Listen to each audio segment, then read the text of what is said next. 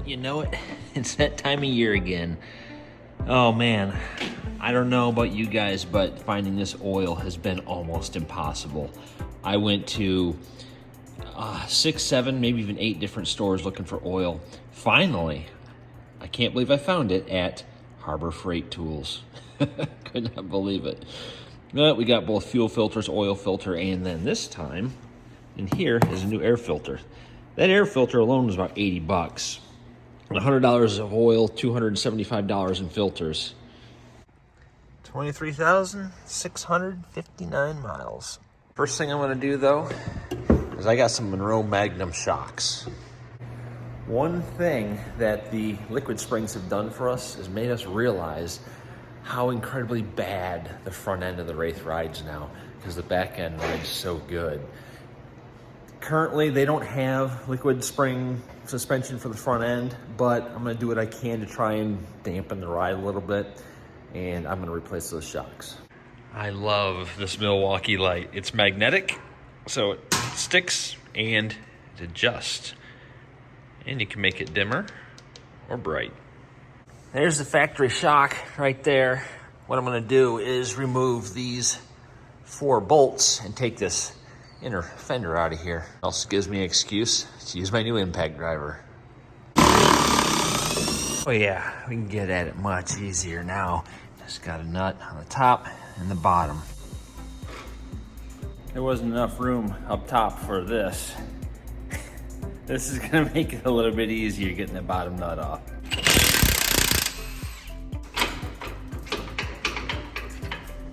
Let's see how they compare. This is ridiculous. New shock, Monroe Magnum, factory shock, junk. I'm gonna compress these so you can see. Here's the stock, ready? That's all my weight, almost. All right, now for the Monroe Magnum. Okay, it's already trying to spring back. Okay, now I'm gonna let go. Watch how the return rate is.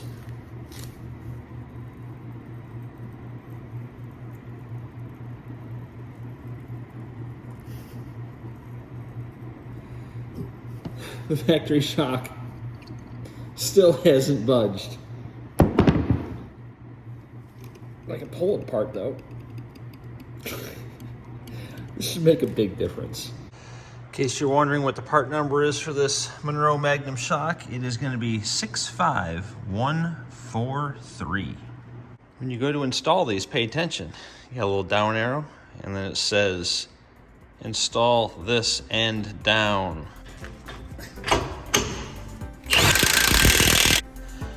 Over here on the driver's side, it's just going to be a repeat of the passenger side. Okay, I missed this upon further inspection. It's not quite a repeat of the other side. I got the nut off here. I need to take the bolt out. Nope, can't get it out. Power steering reservoir's in the way. But just take these 2 bolts out and it should just come right off. There we go. Goodbye, shock. Have a nice fall. Driver's side shock is out. What do you guys think? The result's gonna be the same as the passenger side?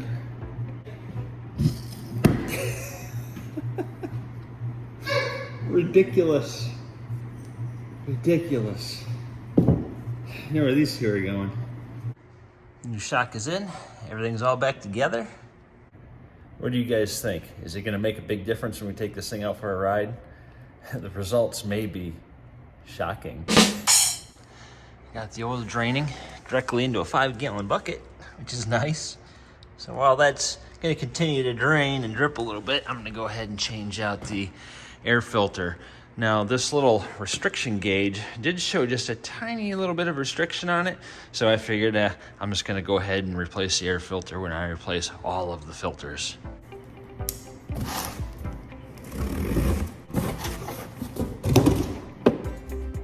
There's the original filter. Original to the chassis, first time it's been replaced. And the new filter. Looks a lot better.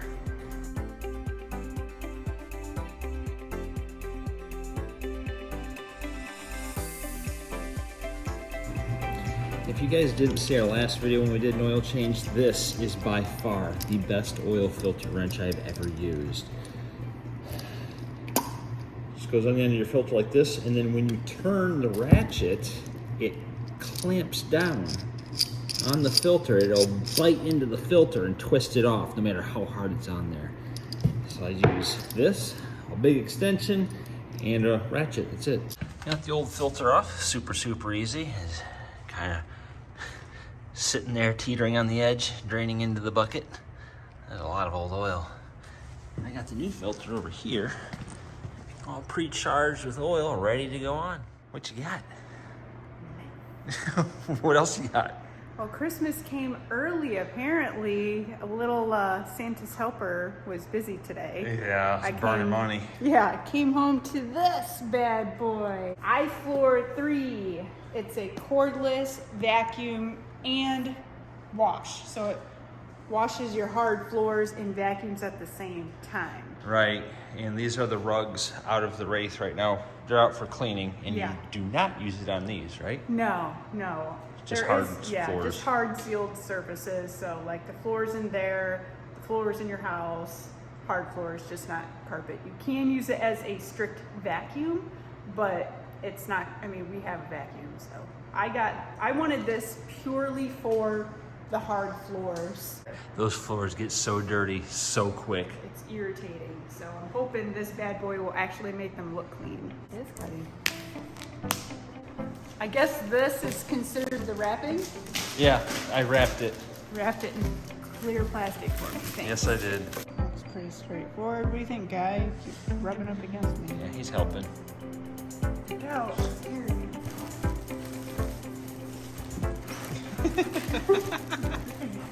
Come on now.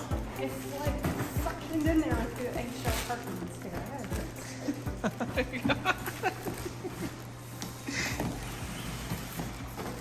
There you go. And now I wait. Got it on the charger. Says full charge can take 4 to 5 hours. Meh. I am going to consider this as the before. As you can see, very muddy, very paw printy.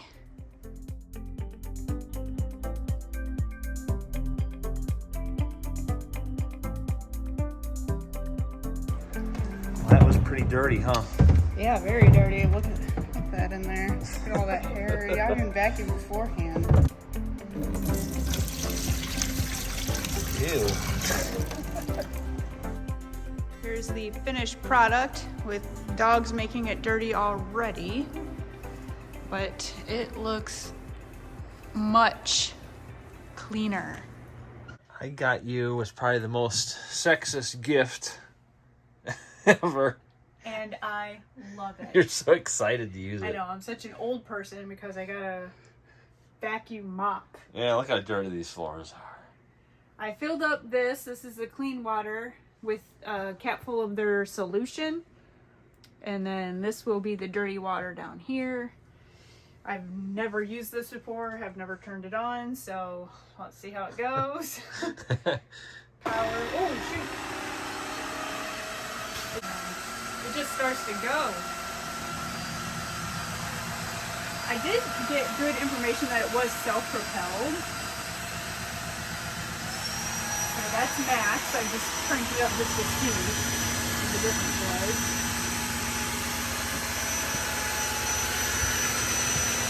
See the water coming up. It is dirty.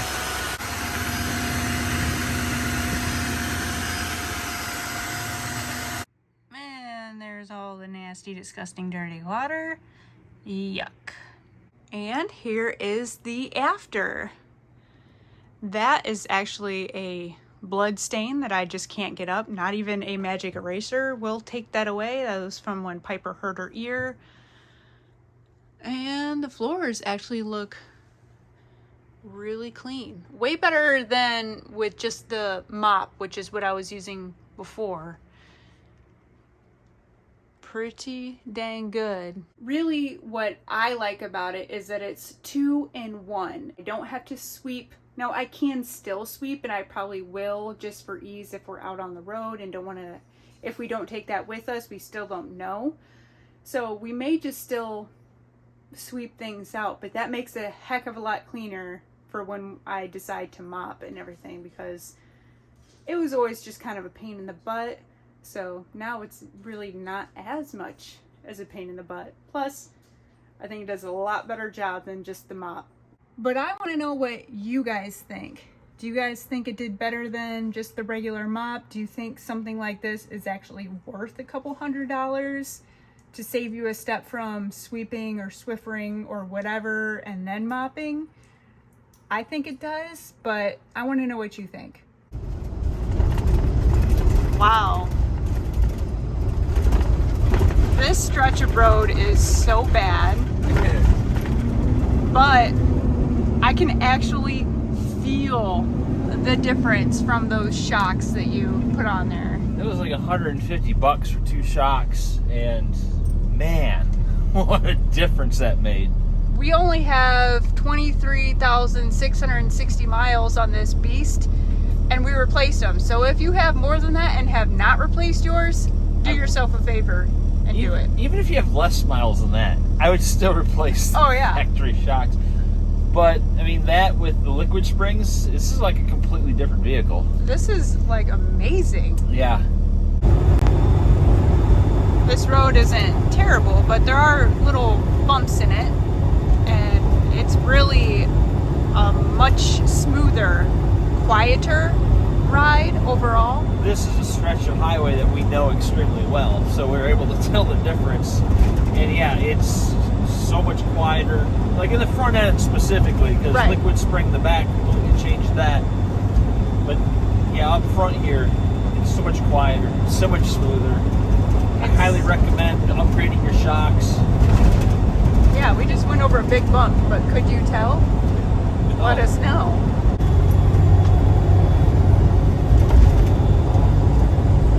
So smooth. There's like no noise out of that. Yeah, that's nothing.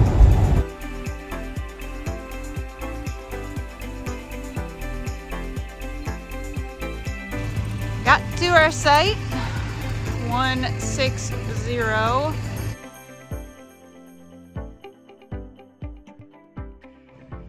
Well, we decided to move to site 172. I figured we would be by everyone else. A little bit closer. Yeah, try to anyway. We were way out there.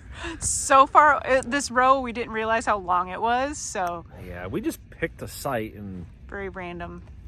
it's easy to move though because there's no one else here. It's Yeah. just our group basically. And I'm starting to see, I don't know if this is snow or rain, but I think it's rain. This is way too warm for snow. Let's see what the temperature. It was like 40 something the last time I checked. Look at that. Oh my gosh. And we So it's 45, and that's why you see those raindrops, because that is coming. that is coming. Oh my god.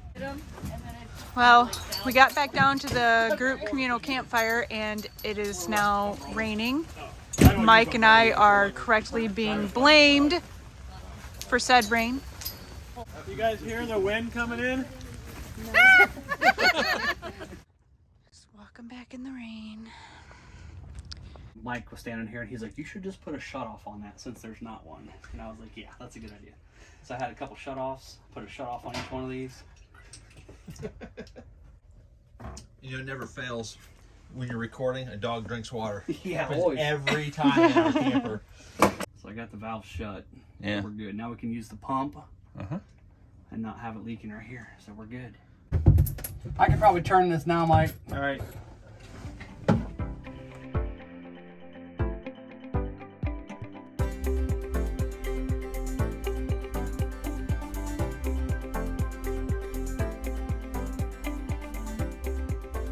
Good job, Dave. Yeah, no problem. You know what I'm gonna start doing is like wearing my pants down just a little bit lower in the back, because all these plumbing problems I've had, Yeah. I'm getting to be a real plumber, and I think that's the key. it's like the rite of passage on my book. Take a quarter and I'll just go boop. Yeah, you drop it in there. Silver dollar. I like Yeah. silver dollar. Yeah. We'd rather have we like to have the kind that jingles, but we'd rather have the kind that folds.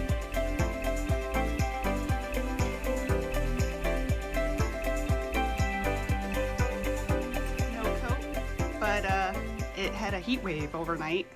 Yeah, it's gonna be like 60 degrees today. for a short period of time before it takes a dive. It says it's 58 right now. Wow. But it's got a weather advisory for high wind. Yeah, so like 50-mile-per-hour gusts. if you can't hear us, if we're trying to talk out there, that's why.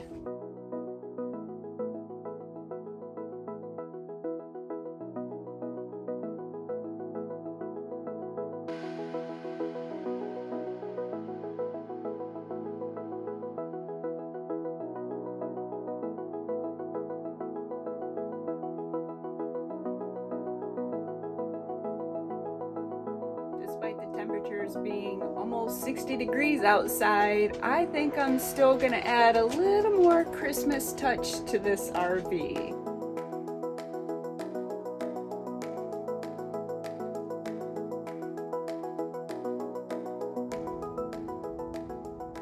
There, that's a little better. Well, this ain't good. The power just went out. I don't know if it's, oh. The microwave came back on, but the lights and TV did not. Oh, those lights came back on. Maybe it was just a glitch in the matrix.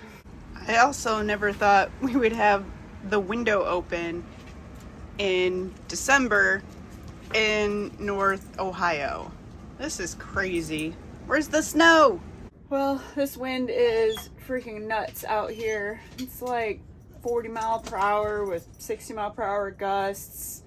But I'm going to make a little trek outside, go over to the Fitch's trailer because they had some water problems yesterday with their kitchen faucet leaked. So Mike and Dave ripped it out and they went and got a new one today. So now we're gonna go over there and see if he needs any help. It's so beautiful. I love Ohio this time of year. Is that faucet from the Pores store? No, it's definitely not from the Pores store. Look at all that. Yeah, this is not the Pores version. We traded out the Pores version for this.